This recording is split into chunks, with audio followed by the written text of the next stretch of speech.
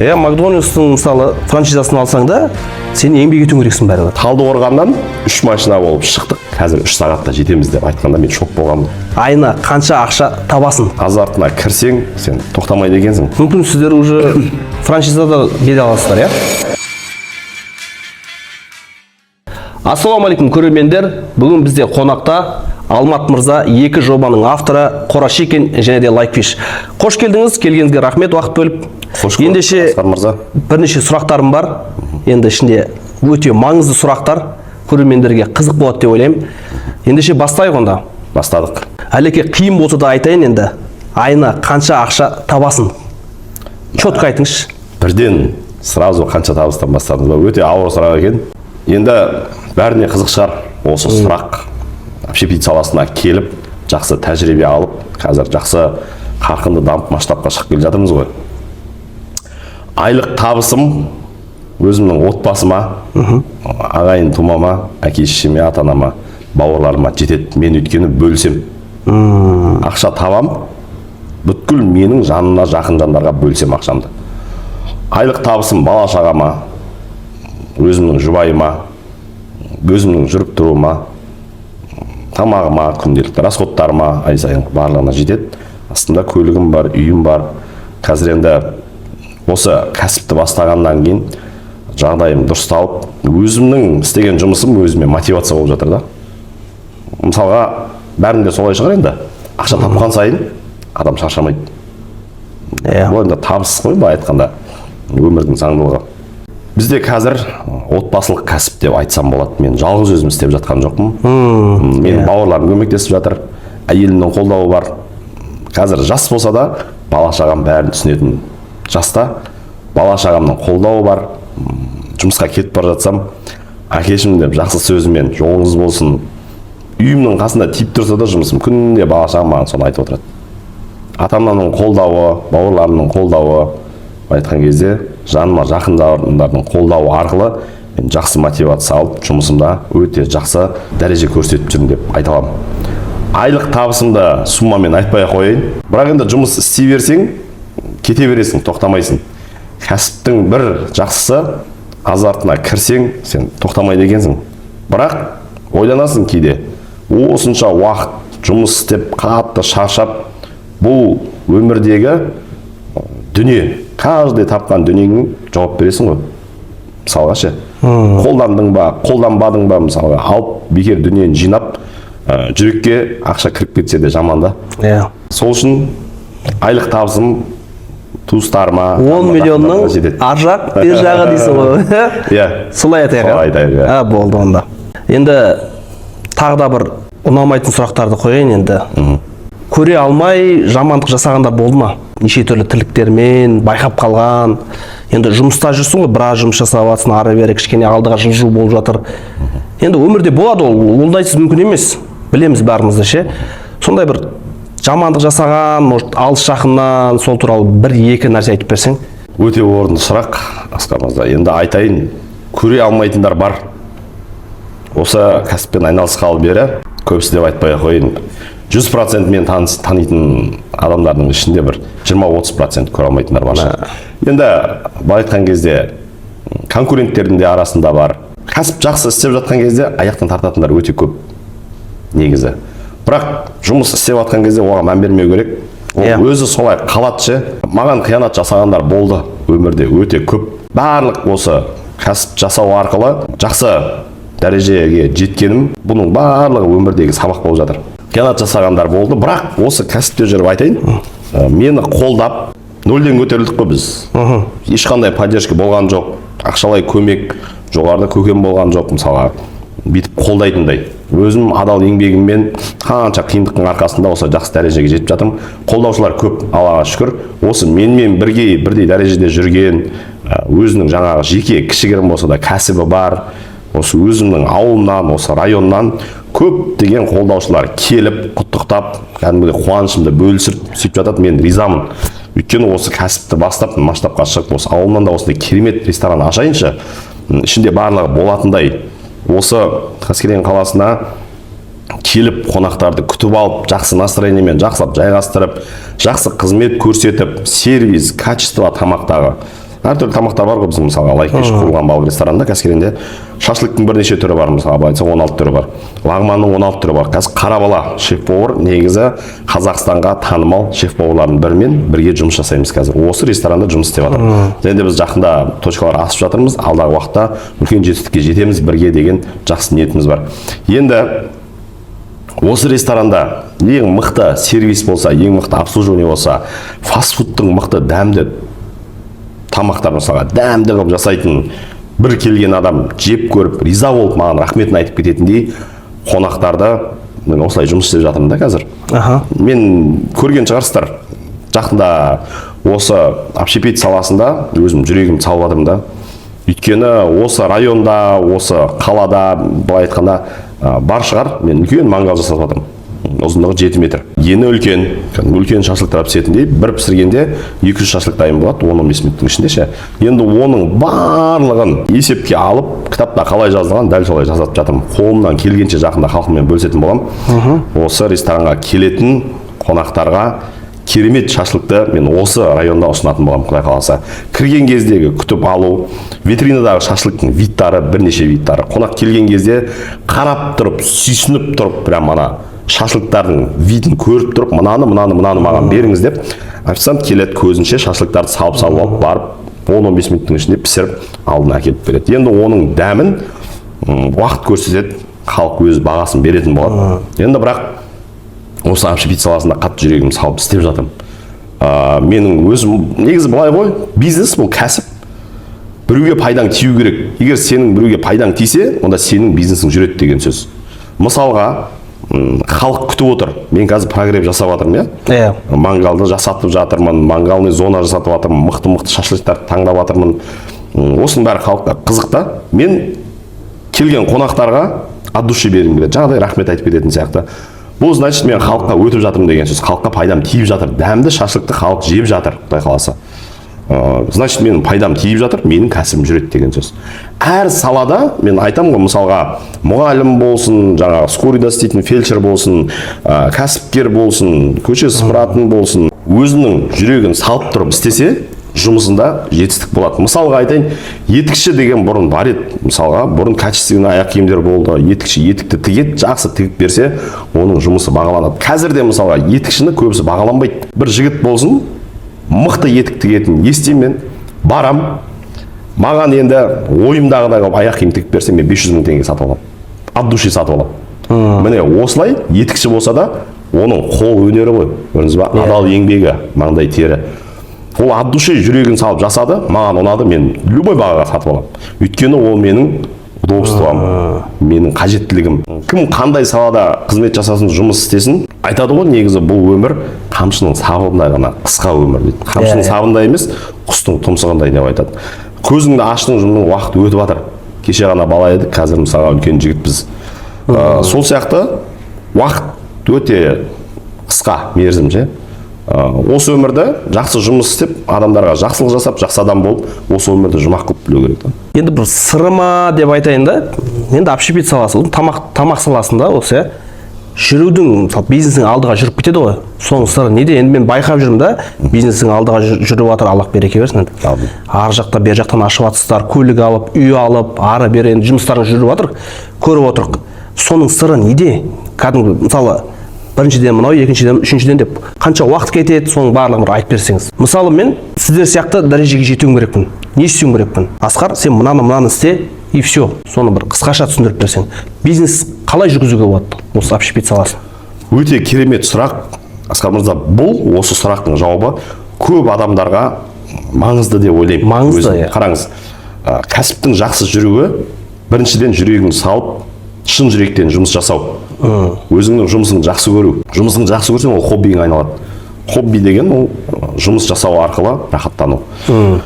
Енді осы кәсібің дамып жатқанына тікелей қатысты ол менің қасымдағы бауырларымның, жаңағы айтып өттім, әйелімнің біріншіден қолдауы.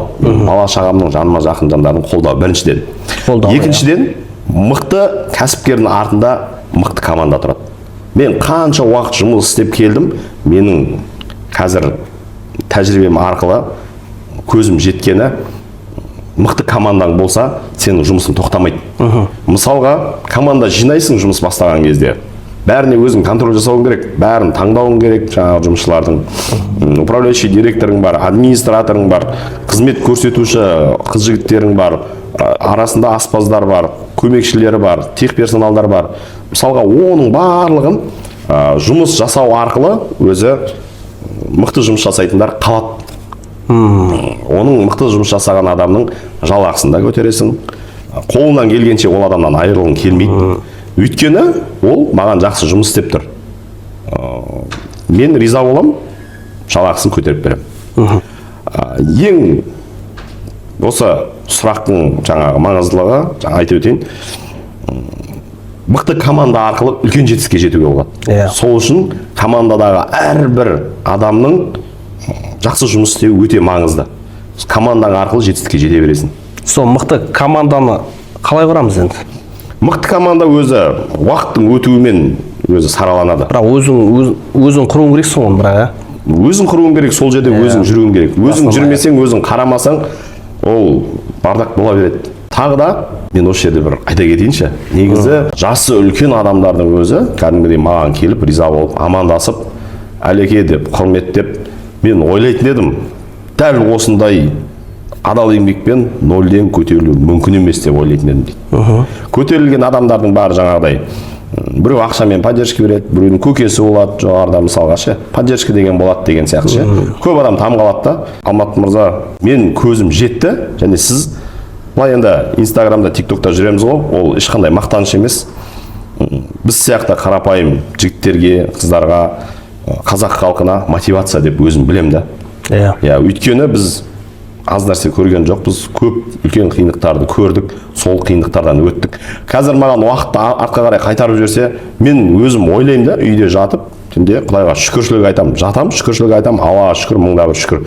Жұмысым жүріп жатыр, коллективім жақсы, бала-шағам аман, жаныма жақын жандар, қуаныштымын, всегда көмектесіп жүремін, жақсылық жасап жүремін. Таныстарымды жұмысқа жаңағыдай мотивация беріп жүрем, осыған шүкіршілік етем да. Үшіншіден, жұмысың жақсы жүріп, алға қарай даму үшін маркетинг ақша салу керек, реклама жасау керек. Қазір мен личный бренд бастадым, Алмат шеф деп, осы Қораз Чикен бірінші проектім, екінші проект Лайкфиш қуырылған балық рестораны. Ары қарай дамыту мақсатында мен личный бренд дамыттым, оған жақсы қаражат салдым. Бұл жерде шығыс болмаса кіріс болмайды кәсіпте. Соған лайық тамағың да жақсы болу керек. Бір келіп жеген қонағың риза болып, рахмет айтып, саған жақсы комментарий жазып кетсе өте керемет. Қызмет көрсетуде тазалықта соған сай болу керек. Маркетингке ақша салу керек. Реклама ғой, қазір тілмен айтқан кезде. Жарнама жасау керек. Шығыс болмай, кіріс болмайды. Ерекшелігіміз бізде блогерларда жұмыс жасайды, звездаларда жұмыс жасайды, жұлдыздар. Менің өзім бар, атақты шеф-повар бар қасында қарауға. Осының арқасында халықпен прямой жұмыс жасағаннан кейін барып сөйлесіп, жағдайларын сұрап, кейде күтіп аламыз шеф-повардың киімін киіп.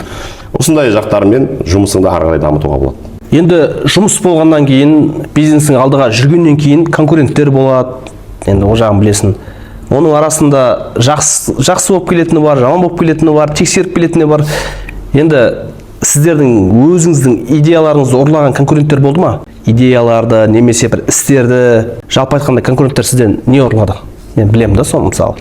Себебі мен де барам ғой, сіздерден көрем, о жаққа барғанда оны көрем дегендей. Конкуренттер мәселесіне келетін болсақ, мысалға мен айтам, мен біреуге конкурент шығармын, біреу маған конкурент. Негізі қазір қуырылған балық деген көбейіп кетті. Қалай жасалу керек екенін білмейді. Повар шақыртады бізден. Мынандай бір қызық жағдай болды. Өзімнің туған ағам Алматы қаласындағы Лайкфиш қуырылған ресторанның главный точкасында главный адам сол жақта. Мен бәрін үйретіп, қазір ресторан жақсы жүргізіп жатыр. Өзінің пайдасы өзіне. Команда бар, мықты команда қасында. Қонақтар келген, шеф-повар шақыртқан. Енді ағам сол жерде ответственный болғаннан кейін қорқыныш болған ғой. Не жағдай болды екен, қазір бір жалобы түсем екен деген сияқты. Барған, шай құйып берген, отырған дастарханда. Сонымен жаңағы келген қонақтар айтқан ғой, балыңыз дәмді екен, маған ұнады. Давайте сіз маған жұмысқа келсеңізші. Сіз мына жерде қанша сумма аласыз деген ғой. Енді ол мен туған ағам өзінің бизнесі. ол жерде шеф-повар шақырып тұр. Қалай деймін да адамдар ше. Мен прямой бір ресторанға барып, солай шеф-поварын шақырып сөйлесіп, ақша предлагать етіп, жұмысқа тартпайды екенмін. Никогда өмірімде болмаған ғой. Мен қарастырам, шетелден қарастырам, барам, көрем, үйренем. Сонымен ағам айтыпты, алып жатқан ақшам жетеді, мен бармаймын еш жерге. 3 миллион, 4 миллион айлық берсең де мен бармаймын деген ғой. Осындай адамдар бар да. Енді ол менің качествомды ұрлағысы келген болашақ конкурент. Конкуренттер бар, менен көшіріп алған. Мен осы 2024 жылы көктемде Like Fish деп атын жасап, өзімнің маркетолог бір мықты досым бар Алматы қаласында. Сол екеуміз барып қуырылған балық ресторанын ашқанбыз. Енді ашылған кезде жарнамадан біз үлгере алмадық, шыны керек. Адамдар сағат 10-нан 12-ге дейін очередьте, 2 сағат столда отырып очередь, біз шамамыз жеткен жоқ, үлгере алмадық. Өйткені новый общепит саласы, қуырылған балық рестораны, сазан, судак, белый амурымыз бар. 3 түрлі қуырылған балық, судак, форель, скумбрия деген сияқты 6 түрлі балықпен, оның ішінде сорпалар бар. Фиш бармағымыз бар. 5 бармақ, балықтан жасалған фиш бармақ деп қойғанбыз сол кезде.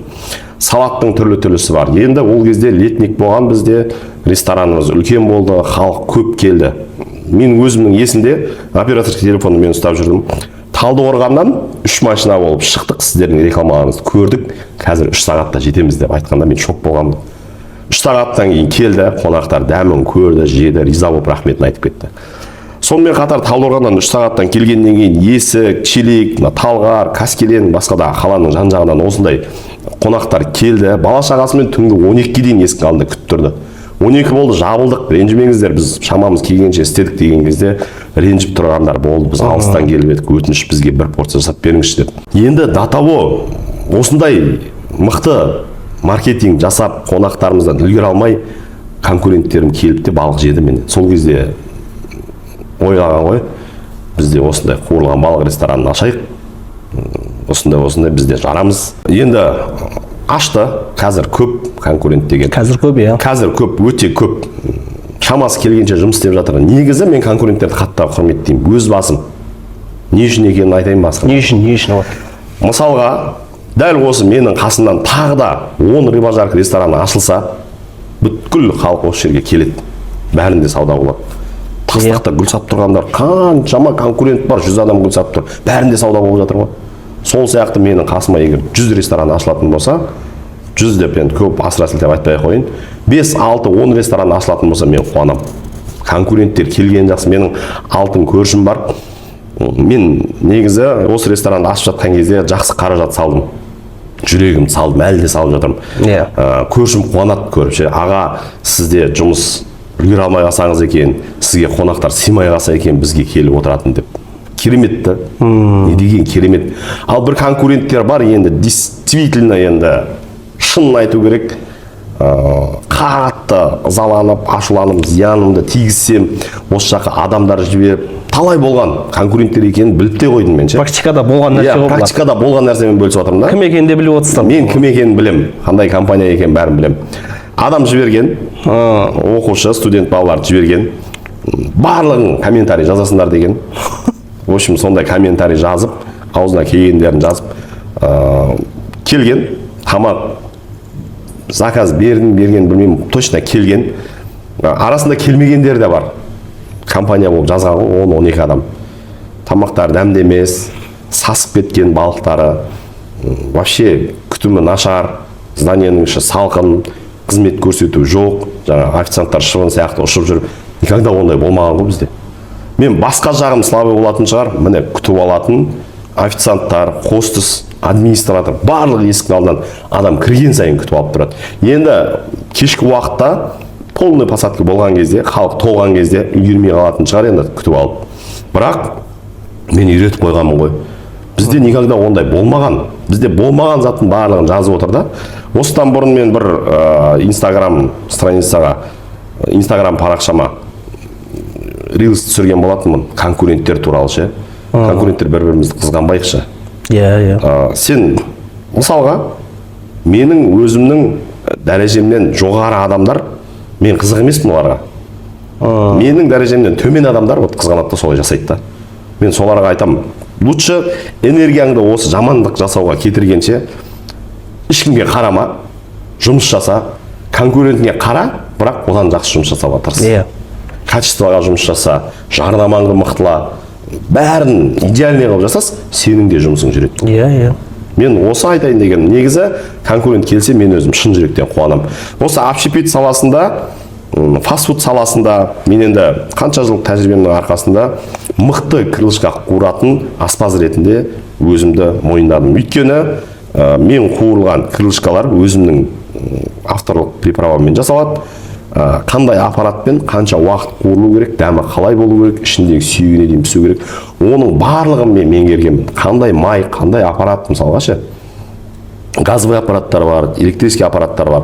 Мен крылышканың 100% халыққа ұнап шығуына кепілдік берем. Өзімнің жұмысым солайда. Және де осы саладағы менен тәжірибе алатын, менен үйренетін фастфуд саласындағы кәсіпкерлерге келіп өзім үйретем деген ниетім бар. Егер керек болса, келіңіздер, әрине. Мен всегда көмектесем, үйретем. Енді тегін емес, әрине. Ақылы болады, бірақ одан ешкім ұтылмайды. Халыққа айтсын, айтпасын, Алмат шефтен үйрендім качествосын деп. Айтпай қойса да болады, мен үйретем қолымнан келгенше. Өйткені ол менің ішімде бар дүние, мен оны өзіммен алып кетсем де, ертеңгі күні ешкім пайдалана алмай қалса да, ол қиын да. Мен үйреткім келеді, ішімнен шығарғым келеді. Мен осындай жақсы істерді білем, сен де осылай істеші. Міндетті түрде нәтижесі болады деген сияқты. Мүмкін сіздер уже франшизада бере аласыздар, иә? Иә, біз қазіргі таңда франшиза бере аламыз. Бірақ көбісінде жаңағыдай мен всегда айтам, огород егіп келіп, техника сатып келіп, общепит саласынан кішкене болса да қызығушылығы жоқ болса, ол адамға қиын үйрету, франшиза сатып алушы. Осы общепит саласында жүріп, жұмыс істеген, қызмет еткен, курьер болып, ең болмаса официант болып, жаңағыдай қыр-сырын бәрін білетін, жаңағыдай мен істеймін деген адамдарға, әрине, біз франшизаны береміз. Ақталу уақыты тез, качествоны қойып берем өзім. Қазір енді с нуля кәсіп ашқаннан, нөлден кәсіп ашқаннан франшиза сатып алған дұрыс, тиімді. Өйткені жүріп тұрған бизнес, вложение жасайсың, ақша саласың, өзіңе жаңағыдай осындай ғимарат саласың, болмаса арендаға аласың, дайын. Бірінші күннен бастап 30-40 заказың кетеді сен. Қораш шекен лайк пишу бар инстаграмы, 100 мың подписчик, 100 мың подписчик өзіңде мысалы. Иә, өзінің оқырманы бар, жүріп тұрған кәсіп, халықтың мысалға. Солай тиімді деп ойлаймын. 30-40% болмаса да, бүкіл Қазақстанның 10% таниды мысалға ше. Келіп жеп, біздің жұмысымыздың бәрін көріп, танитын адамдар ғой. Енді бұған район таңдау керек, ең біріншіден. Жақсы, мысалға, осы жердегі халық осы тамақ жеп жатыр, ол жақтағы халық ол тамақ жейді. Ол дәлелденген да. Ол жерде сонша халық бар, мүмкін ол жақта көп те болуы мүмкін. Одан көп болуы мүмкін, иә. Сол үшін франшиза алған өте тиімді. Мүмкін бұдан да артық нәтижеге жету мүмкін да ол. Иә, ол енді алған кәсіпкердің өзіне байланысты. Мысалы, дайын кәсіп сатып алдым, бұл ай сайын маған ақша түседі деген ондай. Ешқандай жерде жоқ. Алдың кәсіпті, басқасында болып, адал еңбекпен еңбектеніп, ай сайын 3-4 миллион теңге ақша түсіп тұрғанға дейін еңбек етесің. Ол ары қарай жақсы командамен өзі дамып кетуі мүмкін. Макдональдстың мысалы франшизасын алсаң да, сен еңбек етуің керексің бәрібір. Бәрібір еңбек етуің керек. Қандай мықты жаңағы әлемдік бренд болсын, әлемдік бренд болсын, бәрібір жұмыс жасау керек, бәрібір адал еңбек ету керек. Тер төгуің керек, күн-түн ұйықтамай жұмыс істеуің керек. Адал еңбектің арқасында жетістікке жетесің ғой. Оның наны да, табысы да өзіңе жақсы болады. Енді осы жолда жалпы бизнес жүргізіп жатсын, қандай қиыншылықтар болды? Енді басынан бастап біз білуіміз керек, енді көрермендерге де қызық деп ойлаймын ол. Қандай қиыншылықтар болды, соны айтып берсең. Керемет, өте жақсы сұрақ, маған ұнайтын сұрақтардың бірі. Көп мені танитын адамдар білет, қандай қиындықтардан өттім. Енді осы фельдшерден, курьерден, таксидан осы общепит саласына келген кезде бәрін өзім істеп жүрдім, ақша салдым, аз салдым. Істеймін деген өзімнің ішімде сенім болды, әйелім қолдады, қасымда жүрді. Күндіз түні еңбек еттім. Сенесіз бе? Оптовкада әлі съемка балығын сататын саудагерлер бар әлі. сол жерден ақшам жетпей тиын санап тұрып кусогын алатынмын. Съемка балықтың кусогын алатын, бір кусогын. Ақшам жетпейді, кусогымен бірге алып, сол алған продуктымды автобуспен апаратын кафеге дейін. Бір арзан жерді арендаға алдым. Күнделікті өмірім сол қайталана берді. Алматыда. Ең бірінші 2018 жыл бастадым. Күнделікті өмірім қайталана берді солай. Қиындықпен таң атады, таңертеңгісін жұмысқа кетем, ұйқым қанбайды. Түнде сағат 2-де Алматыдан үйге барам дегенше әйелім күтіп алады, шай тамақ ішем дегенше таң атады. 2 сағат ұйықтам, ұйқымда дұрыс емес. Ойлану арқылы ұйықтаймын, миым демалмайды. Оптовкаға барам, тағы да тиын санап барып продукт алам. Сол кезде даусым шығармай тұрып, халықтың ортасында тұрып, оптовкада. Мына үстімнен аққан терім жерге тамшылап жатыр. До үстімнен аққан терім пакеттер тасып жүрмін, көтеріп. Машинем жоқ, көмектесетін адам жоқ. Сол кезде қиналған кездерде бір адам маған звондап, әлеке жағдайың жақсы ма, не істеп жатсың деген адамдар болмады. Сол қиын болды да. Енді ешкімді кінәлай алмайсың. Өйткені таңның ату, күннің бату, барлығы еңбек, барлығы жұмыс, бала шағасын бағу, ақша табу, тіршілік істеу. Енді ол айта береміз ғой, ешкім хабарласпады деп. Сол кезде мына басымды көтеріп тұрып Құдайға жалбарынғанмын. Үйге 6 ай ақша апармағам, 1 тиын ақша апармағам, 6 ай.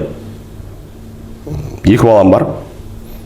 Әйелім 2 баланың пособиясы ол кезде бір 12 мың, 13 мың теңге түсетін шығар бір балаға. Сол 1-2 баланың пособиясын продуктыға көп тамақта жемейміз, 2 бала мен әйелім 4-еміз ғана. Өзінің расходтарына жұмсаған. Свет дейсің ғой. Енді сол кездерде білмеймін, қай жақтан келді, әйтеуір бірін-бірі жапты. Жаңағыдай бізде аренда кредит деген жоқ болды. Енді кредит болды. Бизнесқа алған кредитмен амалдап өзім білдіртпей ешкімге қиналғаным сөйтіп істеп жүрдім да. Бірақ сол кезде оптовкада жылағанмын. Даусымды шығара алмай, бірақ іштей қатты айқайлап, неге маған осынша қиындықты бердің? Бір шынымен осы жұмыстың бір жетістігі бар ма екен деп, не істеп жүрмін мен өзім деп. Енді оның арасында, бұл енді өзімнің өмірімнен өткен, оның арасында арендаға көлік алып, жаңағыдай заказ тасып жүрдім. Ол кезде кішігірім ашылып жатқан фастфуд жұмысшыларым подвайт етіп қалады, жұмысқа шықпай қалады, өзім пісірем, өзім телефонда, өзім заказды апарам. Жаңағы клиенттердің ұрысуы, айқайлап заказдың кешігуі, дұрыс болмауы, оның барлығынан өттім. Түнде небір жағдайлар болды, үйге қайтып келе жатқан кезде күнде жолда ұйықтап кететін. Күнде жолда ұйықтап кететін. Бір күні жолда машина айдап кетіп, түнгі көзім қаттыға ашып, жолдан шығып кете беретінмін қайта-қайта. Бір күні жолдың екі ортасында бөлініп тұрған ограждениеге ұйықтап кетіп, жол бұрылған ғой. Сол кезде мен бордюрдің үстіне мініп кетіп, 2 дөңгелегім боковой порез болған. Сол кезде әлі есімде. Арендаға сол кезде универсал Приора, Лада Приора машинасын алып, айдап жүрген, газ, бензин, экономичный, жақсы болатын универсал, артына продукт салып. Вот сондай күндерде болды. Сол кезде түнде әкеме звондағым, папа осындай жағдай болып қалды. Ұйықтап кеттім рөлде деп. Сол кезде әкем қатты ашуланған. Енді совет үкіметінің адамы ғой. Ол кісілерге ешқандай реніш жоқ, бірақ солай жағдай болды деп. Мен ана қиналғанда әкеме солай жеткізгім келді ма өзім. Бала болдым ғой ол кезде. Ол кезде жас едім, осыдан 7-8 жыл бұрын ғой. Сондай жағдайлар болды, бірақ қазір сол қиындыққа қайтып барсам мен шыдай алмайтын сияқтымын. Қазір өзім ойлаймын, сондай қиындықтан қалай мен өттім деп. Шынымен қатты өте қиын сәттер болды. Сол кезде оптовкада қатты қиналғаннан өзімнің денемнен бөлінген тер жерге тамшылап ағып, күннің ыстығынан кеуіп кетіп атты көзімнің алдында. Сол кезде аспанға қарап, екі қолымда 2 ауыр пакет, ішімнен бар жан даусыммен айқайлағанмын. Не үшін осындай менде қиындық болып жатыр? Неге бұлай мен қиналып жүрмін? Осы общепит саласында барым салып жұмыс істеп жүрмін. Осының бір нәтижесі бола ма екен, жемісі бола ма екен деп ішімнен қатты айқайлағанмын. Бар даусыммен айқайладым ішінде. Енді қазір ол менің есімнен шықпайды, ешқашан шықпайды ол. Мен қазір 50 ресторан ашайын, 100 ресторан ашайын, мықты кәсіпкер болайын, ол қиналған сәттерім менің жүрегімде қалды қазір. Енді сондай қиналғаннан кейін сабақ болады ғой. Егер соған шыдаған адам осындай нәтижеге жетеді да, менің ойымша. Содан болды деп ойлаймын мен. Я, өте дұрыс айтасыз. Адал еңбектің арқасында қанша қиындық көрсең, артында жеңілдігі бар екен, мен өзімнің көзім жетті. Өмірлік тәжірибемден мен бөлісіп отырмын қазір. Сен қанша қиналасың, қанша ауыр жұмыс істейсің, өмірің сонша жеңіл болады. Тек қана Құдайдың рөлін алмау керек, мен осыдан жақсы болып кетемін деп. Адал еңбек, нәтиже, жұмыс істеп еңбектену, әрекет жасау, нәтиже Алладан.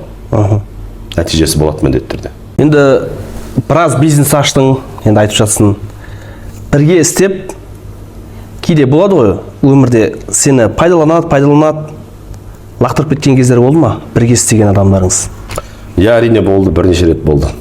Мүмкіндік болмаған кезде өзімде білдім осындай жағдай болатынын, мен шеттетіліп қалатынымды білдім. Бірақ мен адал еңбек еттім. Өзімнің жұмысымды аяғып істедім. Болашақ осы кәсіпте жұмыс істеп жүрген жұмысшыларға да соны айтамын. Хоть қандай жағдай болады, сен біліп тұрсаң да, мәңгі бір адаммен жұмыс істеу деген жоқ. Қандай жағдай болса да, адал еңбек етіп, ол саған тәжірибе болады. Мен осы өзіммен бірге жұмыс істеп, ары қарай бірге кетпеген жандарға ризамын негізі. Осындай жағдай болған үшін. Өйткені мен тәжірибе содан сабақ алдым. Бір 2-3 рет мен осылай шеттетіліп қалдым. Оның бәріне рахметімді айтам. Өйткені мен ренжімейсіз оларға? Ешқандай ренішім жоқ. Наоборот, мен кездесіп, шайға шақырып. Татусыз ба? Иә, татумын. Тату болғым да келеді. Рахметімді айтқым келеді. Менімен бірге істескен, мен лақтырған кісілерге. Өйткені мына мектепте оқыған кезде адам сабақ оқиды, білім алады ғой. Университетте оқыған кезде білім алады. Сен мектептегі аттестатыңмен жақсы оқып кетем, дипломмен жақсы оқып кетем мен деп. Ондай жоқ. 50% жақсы болатын шығар. 50% адам өмірден сабақ алып көтеріледі екен. Таяқ жеумен дейсің ғой. Таяқ жеумен, дәл осылай шеттетіліп қалумен, ренжумен, оның барлығы мықты сабақ. Оны бірде-бір ұстаз, бірде-бір мұғалім оны үйрете алмайды да. Өмір ғой сен тәрбиелеп жатқан, көрдіңіз ба? Өмірдің тәрбиесін алып жатырсыз. Осылай, мен бұрын істеп, мен лақтырғандарға ешқандай ренішім жоқ. От души, наоборот, мен рахмет айтам. Көріп отса рахмет деп жүресің, что? Баршаларыңа рахмет, мен лақтырып кеткендерге. Енді жастарға және де жаңадан бизнес жасап жатқандар ғой, соларға не деп айтасыз? Оларға кеңесіңіз ба или? Тек қана еңбек, мысалға айтады ғой, Алла Тағаланың өзі құстарға, шымшықтарға, мысалға шашып қойған ғой несібелерін. Барып, шұқып жеп, қоректенеді. Адамдарға да солай ғой. Таңертең ерте тұрып, адал еңбек етіп, жұмыс істеп, ниеттеніп шығып 1000 теңге, 2000 теңге тапсаң да, Алла Тағаланың шашып қойған несібесін жинау керек та. Адал еңбекпен тек қана сол кезде сен үлкен жетістікке жетесің. Адамдарға да дәл солай. Мысалға қарызға кірген адамдар бар ғой. Мен ұстазым айтады, өте керемет айтады, маған ұнады. Сені жаратқан Алла дейді. Атанаң, бала-шағаң, сенің жаныңа жақын жандар берген нығмет барлығы ол сенікі емес, ол Алланікі. Сол сияқты саған берілген, хоть мойныңда 10 миллион қарыз болсын, 40 миллион қарыз болсын, 100-200 миллион қарыз болсын, ол сенікі емес. Алла саған осы өмірді берді ма, сый қылып, ол қарыз барлығы ол Аллаға тән, саған тән емес. Сен Алланыкісің, ол қарыз да Алланікі. Өзі осындай керемет бір маған ұнаған ұстазымның өте мықты айтқаны бар еді, өте қатты ұнады өзіме. Сол сияқты ғой, өмірде қарыз адамдар бар, қарыз көп, кредитте көп адамдар оны вообще уайымдамау керек. Просто еңбек етіп, жақсы нәтиже көрсетіп, өзіңнің істеген жұмысың өзіңе мотивация болу керек. Сен қанша көп табыс табасың, сол саған күш беру керек, жігерлену керек сен тапқан табысыңды. Өзіңізде де болатын шығар асыл. Жаңа бір айларда жақсы ақша табасыз. Ізденесіз ары қарай. Мен бұдан да жақсы істеуім керек. Мен осы айда 2-3 миллион теңге ақша таптым, келесі айда 5 миллион теңге табуым керек. Соған цель қоясыз. Сол сияқты кәсіпті жаңадан бастайын деп жатқан жандар. Қарыз деген ол бүгін бар, ертең жоқ нәрсе. Дүниеде солай ғой. Одан вообще қорықпау керек адам. Істей бер.